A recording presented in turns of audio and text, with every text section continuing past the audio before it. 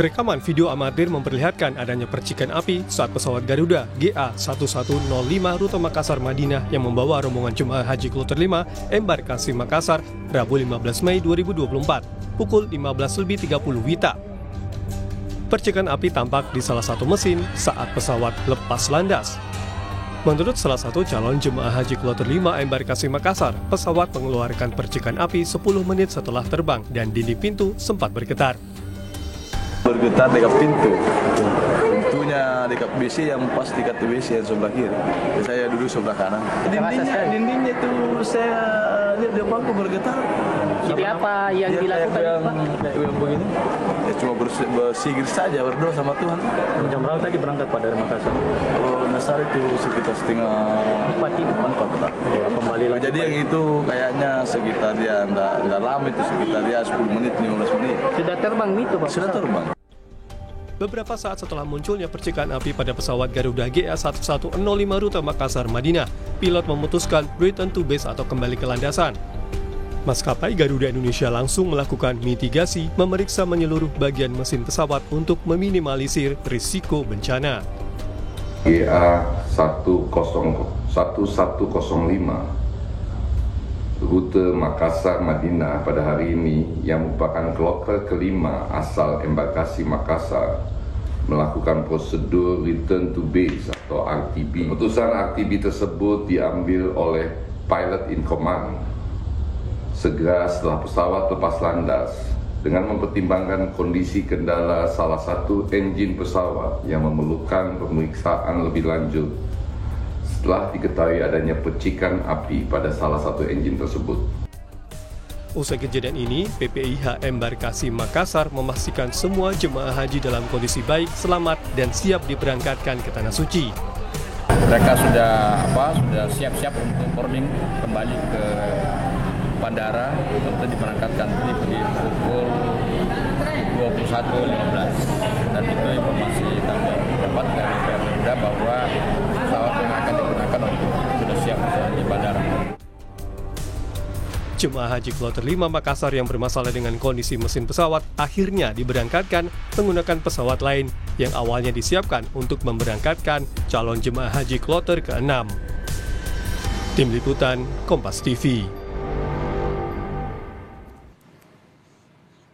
Sempat gagal berangkat karena insiden sayap pesawat yang terbakar, 220 jemaah kloter 6 asal Kabupaten Pinrang dan Kota Makassar akhirnya diberangkatkan dari embarkasi Makassar.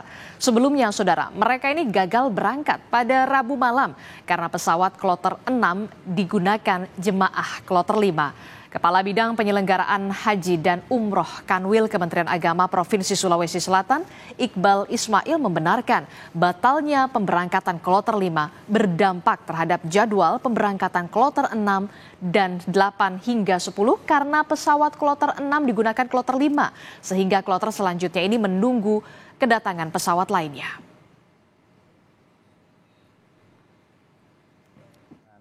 Pemberangkatan kloter 6 karena pesawat kloter 6 digunakan oleh kloter 5. Untuk itu kloter 6 kita sudah berangkatkan tadi subuh sesuai dengan jadwal 03.50 kami berangkat take off sebanyak 220 jamaah. Nantinya sisa dari kloter 6 230 jamaah akan kita berangkatkan di hari ini jam 21.00. Kementerian Agama telah melayangkan teguran keras atas insiden percikan api di pesawat jemaah calon haji asal Makassar. Lebih lengkap kami akan membahasnya di sore hari ini bersama dengan juru bicara Kementerian Agama Ana Hasbi melalui sambungan telepon dan juga pengamat penerbangan Alvin Lee. Selamat petang Bu Ana dan juga selamat petang Pak Alvin. Selamat petang. Saya ke Bu Ana dulu. Bu Ana, selamat petang. Assalamualaikum Bu Ana. Waalaikumsalam warahmatullahi wabarakatuh. Baik Bu Ana, ini kan kalau kita lihat ada 220 jemaah haji yang kemudian sempat gagal berangkat ya. Dan hari ini bagaimana kondisi mereka? Apakah sudah tiba di Madinah? Bagaimana kondisi mereka, Bu Ana? Ya, sebetulnya jadi dari kloter yang kemarin itu total memang ada 440 jemaah. Jadi dibagi menjadi 2 kloter. Dan kedua kelompok terbang itu sudah mendarat. Jadi yang gelombang keduanya itu tiba di Madinah itu sekitar jam 6 waktu Madinah atau jam 10 waktu Indonesia bagian barat. Begitu, dan alhamdulillah semua selamat. Jadi seluruh jemaah yang kemudian sempat tertunda keberangkatannya semuanya sudah tiba di Madinah. Alhamdulillah begitu ya Bu Ana ya. Bu Ana, ini kan insiden baru pertama kali terjadi. Bisa diceritakan sebenarnya bagaimana kronologi singkatnya? Jadi yang kami tahu ini memang kemarin sore ya. Kami dengar ketika kami masih di kantor kebetulan dan ada laporan masuk dari Makassar, dari ujung pandang, bahwa ada pesawat ketika take off itu ada percikan api gitu di pesawatnya. Nah, itu sudah dilihat orang, tapi kan memang pesawat itu tidak bisa langsung berhenti, ya. Jadi sehingga dia harus berputar dulu di udara sebelum mendarat, gitu. Jadi sekitar 1 jam karena memang katanya kalau ada beban berat dan afturnya penuh itu malah berbahaya kalau langsung turun. Nah, terus kemudian 1 jam kemudian kami dapat kabar lagi, dapat update bahwa sudah mendarat dengan selamat dan para jemaah pun sudah mendarat dengan selamat. Namun begitu kami juga di sini kan jadi was-was gitu ya dengan kabar seperti itu.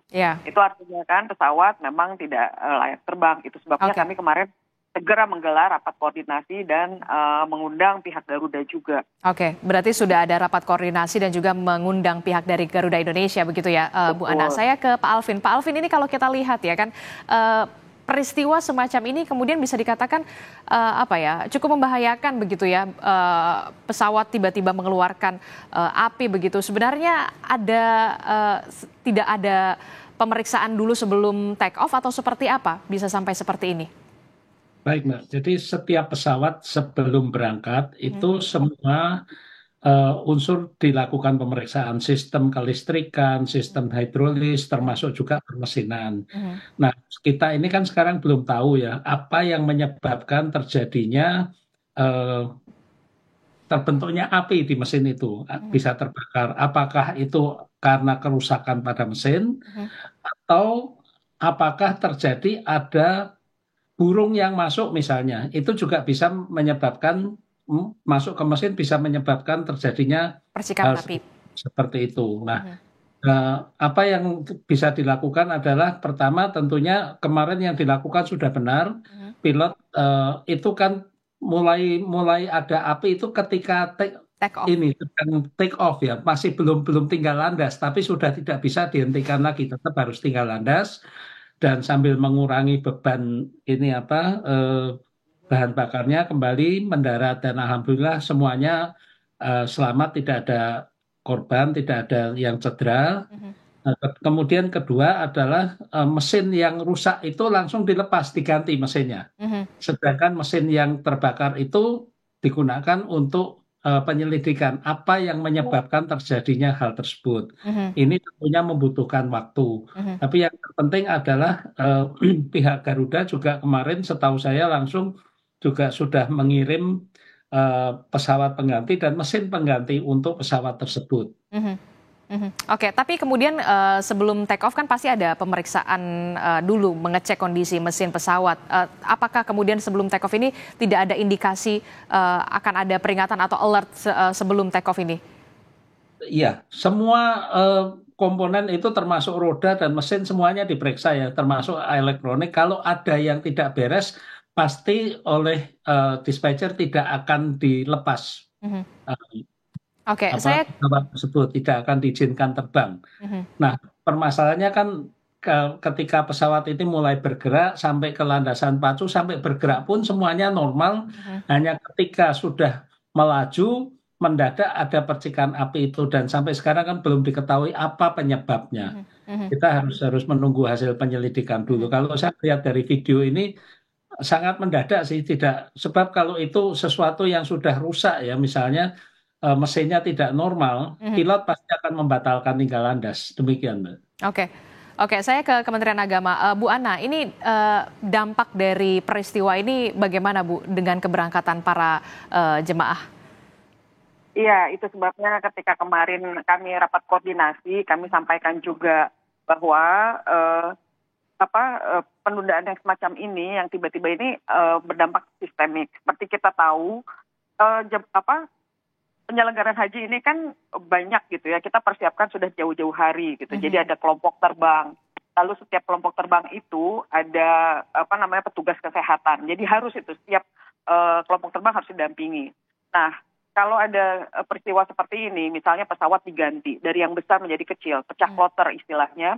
Jadi harusnya misalnya petugas itu kan tadinya hanya 5, lalu nanti akan karena dijadi 2, dia akan harus nambah lagi petugasnya. Itu sebabnya kemarin kami menekankan kepada pihak Garuda untuk memperhatikan hal ini, karena perubahan sedikit saja gitu ya, perubahan itu dampaknya banyak.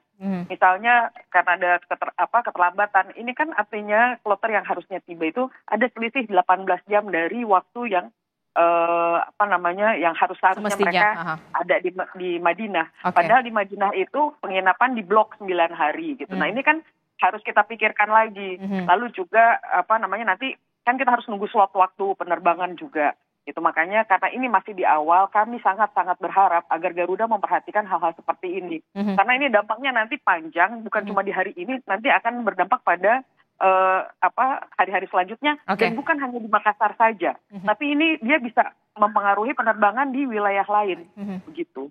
Khususnya di wilayah Sulawesi begitu ya, Bu Ana ya. Bu Ana, ini kan kalau kita lihat Kementerian Agama memang sudah melayangkan surat teguran keras begitu kepada Garuda Indonesia untuk kemudian melakukan perbaikan secara menyeluruh begitu.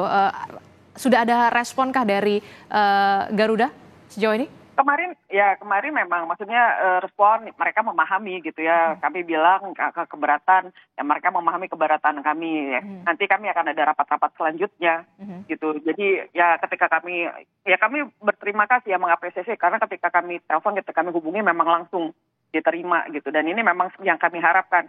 Karena kan sebetulnya dari dulu ini yang namanya penyelenggaraan haji ini adalah penyelenggaraan bersama ya, bukan cuma Kementerian Agama. Itu semua mitra-mitra kita. Dan ini menjadi cermin wajah Indonesia juga nanti di luar gitu. Jadi makanya kami berharap sekali gitu ada respon positif dari pihak Garuda. Oke, saya ke Pak Alvin. Pak Alvin, ini kan kalau kita tadi mendengar dari pernyataan Bu Ana, akan ada efek-efeknya bahkan berdampak pada jadwal penerbangan begitu ya ke wilayah lainnya begitu. Nah, apa yang perlu diantisipasi oleh Garuda agar peristiwa semacam ini tidak terulang kembali? Baik Mbak, saya sepakat ya dengan Bu Ana bahwa kalau terjadi seperti kemarin ini dampaknya kemana-mana, karena pesawat yang sama itu kan nanti begitu sampai di Arab Saudi balik lagi ngangkut lagi dari kloter lain, dari embarkasi lain, jadi memang dampaknya kemana-mana. Nah untuk itu saya kira kalau dari persiapan teknis dari pihak Garuda, saya yakin sudah melakukan sesuai prosedur. Nah, apa yang perlu disiapkan Garuda adalah pesawat cadangan yang sama besarnya. Nah, ini memang tidak mudah ya. Dari apa yang disampaikan Bu Ana tadi, Garuda menggantikan dengan pesawat yang lebih kecil untuk 2 kloter. Nah, ini menjadi masalah.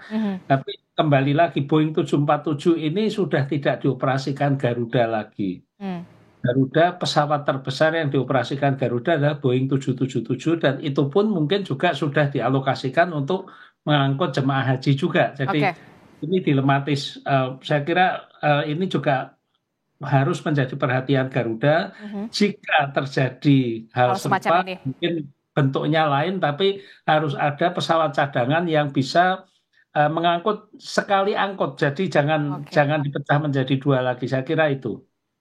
Oke, harus ada pesawat cadangan yang kemudian disiapkan Garuda, utamanya pesawat yang sama jenisnya agar bisa mengangkut dengan cepat begitu ya, tidak ada keterlambatan. Terima kasih pengamat penerbangan Alvin Lee telah bergabung bersama kami, dan juga juru bicara dari Kementerian Agama Bu Ana Hasbi telah bergabung bersama kami. Selamat petang, sehat selalu Bapak-bapak dan juga Ibu-ibu.